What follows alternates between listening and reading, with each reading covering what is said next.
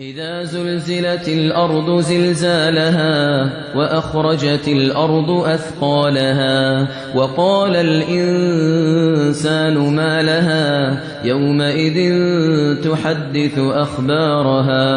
تحدث أخبارها بأن ربك أوحى لها يومئذ يصدر الناس أشتاتا ليروا أعمالهم فمن يعمل مثقال ذرة خيرا يره ومن يعمل مثقال ذرة شرا يره.